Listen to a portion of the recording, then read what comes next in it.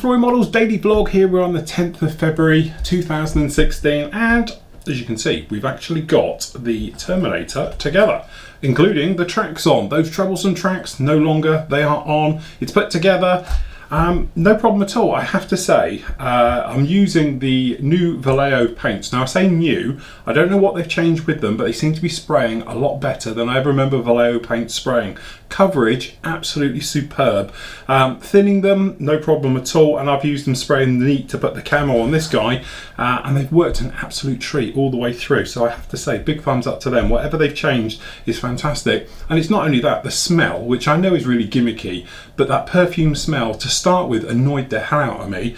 Now you can't smell it, and actually it smells really nice in here. Instead of smelling sort of stale, smoky, you know, paint smell you get, now no problem at all. Been using Tamiya thinners with it, and I have to say it's worked absolutely fantastic. So as I said, if you do want to just make it flow a little bit easier, perhaps some smaller detail work and everything else like that, a couple of drops, or usually I'm reckoning I'm putting in around about 20% for just normal painting to thin it. If you want to do like we did on this one for like the underside, to go in with a more of a weathered look, thinned out look and all the rest of it, then obviously go with a 50-50 mix. But the camo work on here, because we didn't want any sort of getting under it, being wet look and all the rest of it, that we actually went straight forward in with it, neat, and it just performed flawlessly. And the colours, to be honest, I think by the time it darkens down is going to be about right, because obviously you can't go too much of what's on there and everything else. So from an overall point of view, I am actually quite impressed with it, because it is going to darken down as soon as we hit this with washes, dry brushing and all the little weathering techniques we're going to do to this one.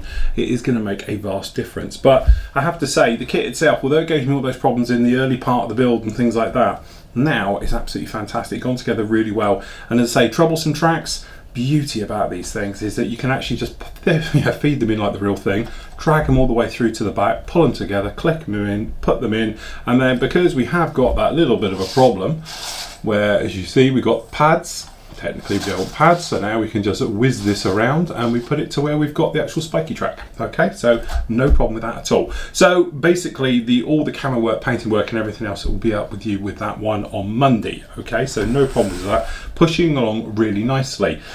Today, you've obviously got this guy. Okay, so this is the MIG. We're using, obviously, the paint. If you remember last week on Wednesday, we had loads of trouble with it, and I was sat here and I was cursing, and oh, it was horrible. Needless to say, the more this is sat here, the more it's growing on me, because obviously this has been on my bench now for a week, drying off and all the rest of it. Actually, I don't mind the colour. It's more of a realistic weathered aluminium. I don't think you're ever going to get away with high speed polished effects, and if you were going to do something like a modern classic jet and you want that nice polished mirrored look they've got, you're not going to get that, quite frankly, with Vallejo paints. But if you want a standard metal finish, I think this actually came out really, really well. And this has now been handled, I have to say, a hell of a lot more than the AK one ever did.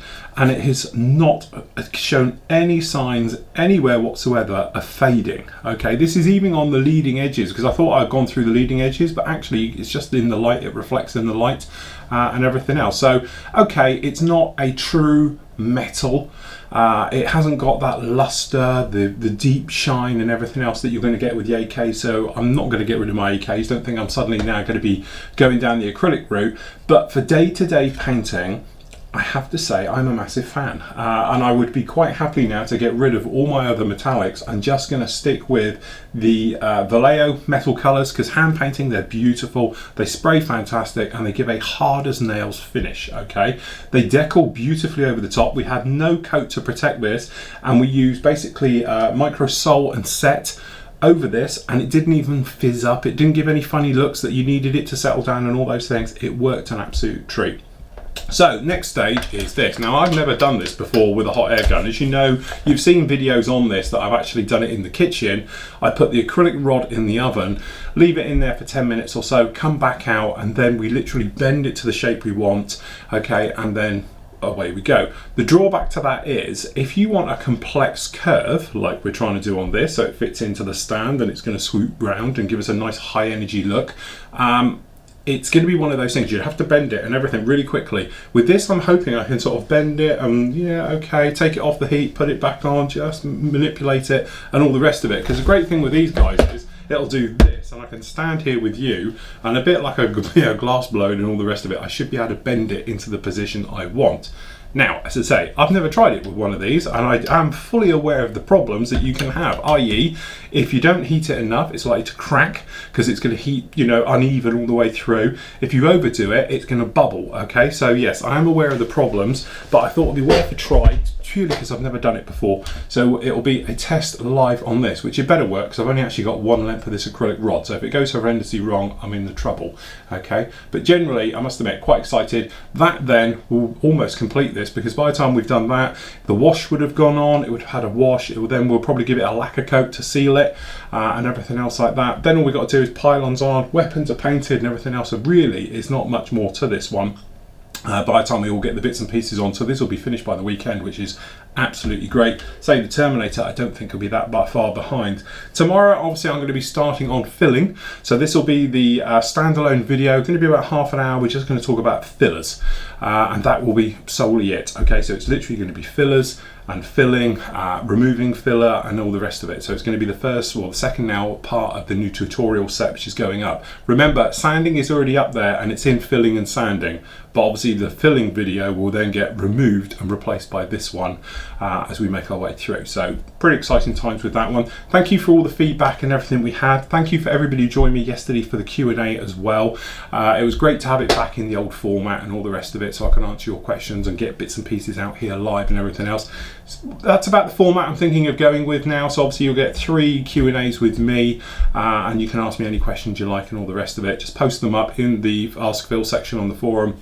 I'll get to them every week and we do it like that. And then obviously the 4th one, we get all the guys in, we'll have a little bit of fun and everything else like that.